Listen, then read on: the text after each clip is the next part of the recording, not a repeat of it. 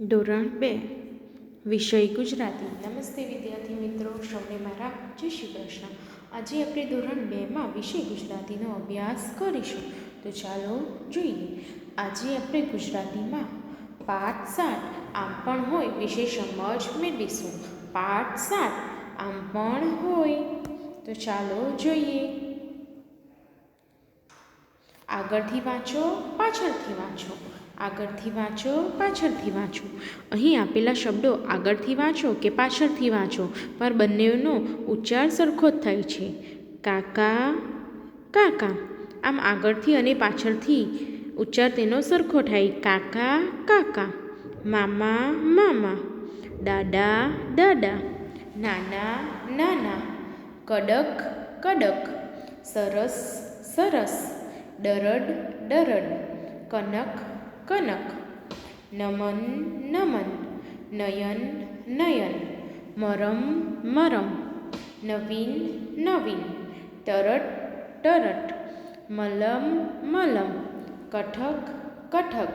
સારસા, સારસા। મલયાલમ, મલયાલમ। નવજીવન, નવજીવન। નવજીવન, નવજીવન। કલક, કલક। કલક, કલક। આમ આપણે આ શબ્દો આગળથી વાંચ્યા અને પાછળથી પણ વાંચ્યા, પરંતુ બંનેનો ઉચ્ચાર કેવો થાય છે? સરખો થાય। હવે એવો આપણે બીજો એક શબ્દ જોઈશું, કલક, કલક। આમ આ શબ્દો આગળથી વાંચવાથી અને પાછળથી વાંચવાથી તેનો શબ્દનો ઉચ્ચાર સરખો રહે છે। વાંચો। ગીત, સંગીત। ગંધ, સુગંધ। વાસ, નિવાસ। માન, અપમાન। નંદન, અભિનંદન। ગુણ, અવગુણ। મંત્રી, ઉપમંત્રી। દેશ, પ્રદેશ। ટેવ, કુટેવ। લેખન, સુલેખન। જ્ઞાન, વિજ્ઞાન। આમ આપેલા શબ્દોનું વાંચન કરવાનું રહેશે। મોટેથી વાંચો અને કહો શું લખ્યું છે। અહીં 1 નંબર, ચ, આ, ચ, ગા, ચ, ય, ચ છે। અહીં આપેલા વાક્યોમાં ચ અક્ષર વધારાનો છે, તો ચ અક્ષરને આપણે છેકી નાખીશું અને ત્યારબાદ વાંચન કરીશું। ચ, ચ, ચ અને ચ। આમ વાક્યમાંથી ચને કાઢીને આપણે વાક્યનું વાંચન કરીશું। આ ગાય છે, 2 નંબર।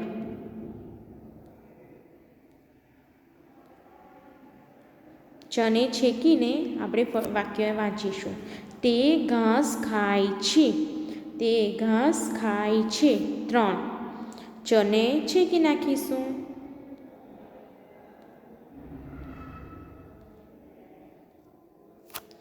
ગાય દૂધ આપે છે, ગાય દૂધ આપે છે, 4।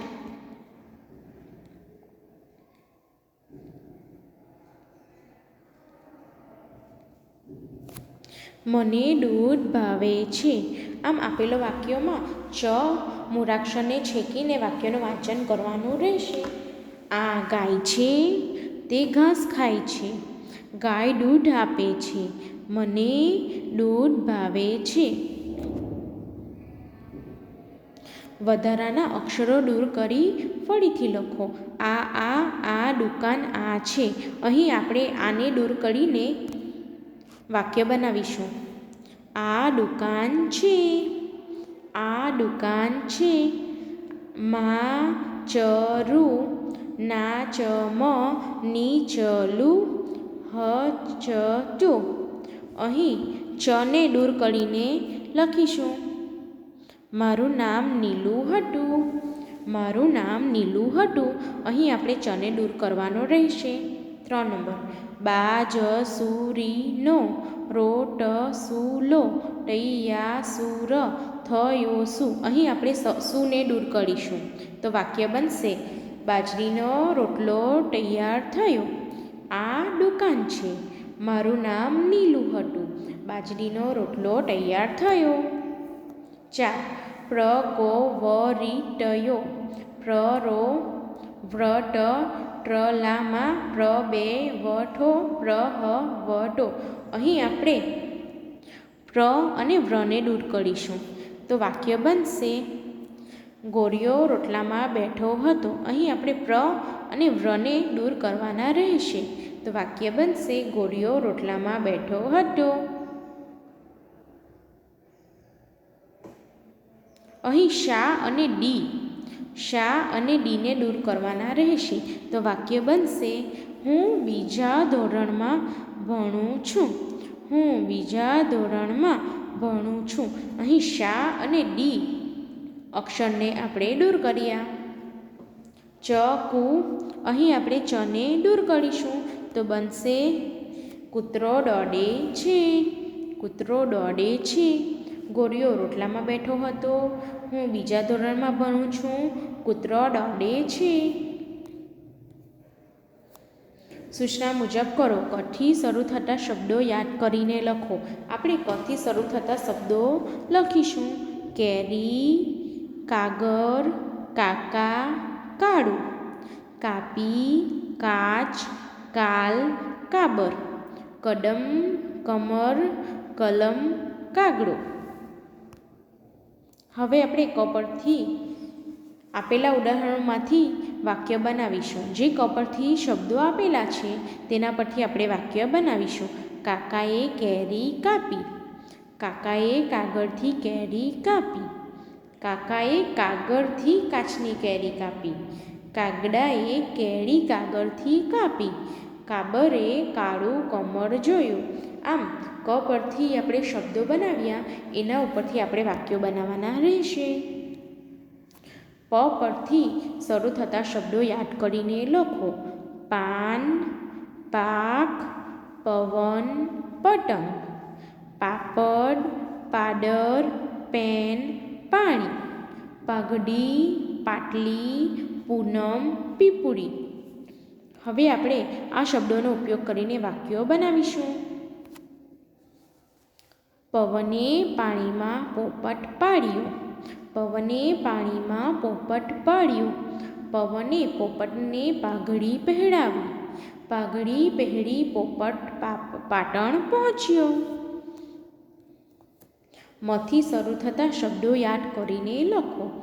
મગ, મઠ, મઢ, માટા, ખાખી, માળા, મિનિટ, મિજબાની, મીઠું, મીણ, મોર, મટર. હવે આપણે મથી શરૂ થતા વાક્યો બનાવીશું. માટાએ મગ અને મઠની માળા બનાવી. માખીએ મીઠું મધ ખાવાની મિજબાની ગોઠવી. મોર મટર લઈને મધ ખાવા ગયો.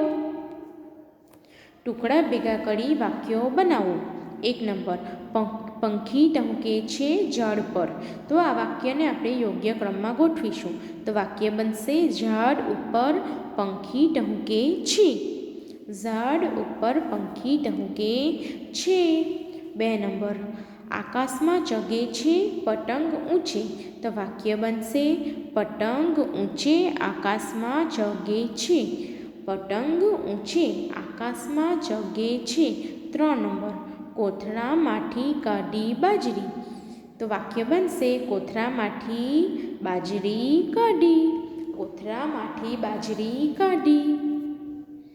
4 નંબર નહીં ગોળિયો તો દેખાયો જ. તો વાક્યો બનશે ગોળિયો તો દેખાયો જ નહીં. ગોળિયો તો દેખાયો જ નહીં. 5 કોપડી તોડી સપનાએ રોટલાની. તો વાક્ય બનશે સપનાએ રોટલાની કોપટી તોડી. સપનાએ રોટલાની કોપટી તોડી. 6 નંબર મળી ગયો વહાલો મારો ગોળિયો. તો વાક્ય બનશે મારો વહાલો ગોળિયો મળી ગયો. મારો વહાલો ગોળિયો મળી ગયો. શબ્દના રંગી વૃક્ષને રંગો. અહીં શબ્દના જે રંગ આપેલા છે તે રંગો વડે વૃક્ષમાં કલર કરવાનો છે. પહેલું શબ્દ છે થડ, મૂળ, ડાળી, પાન, ફળ અને ફૂલ.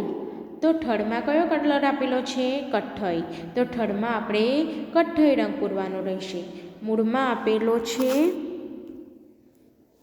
લાલ રંગ, તો મૂળમાં આપણે લાલ રંગ કરીશું. ડાળીમાં આપેલો છે લીલો રંગ, તો ડાળીમાં આપણે લીલો કરીશું. ડાળીમાં આપેલો છે પીળો રંગ, તો આપણે ડાળીમાં પીળો રંગ કરીશું. પાનમાં આપેલો છે લીલો રંગ, તો પાનમાં લીલો કરીશું. ફળમાં પીળો અને ફૂલમાં લાલ રંગ કરવાનો છે. આમ શબ્દો જે અક્ષરે લખેલા છે તે અક્ષરો વડે આપણે વૃક્ષમાં રંગ કરવાના રહેશે. આભાર.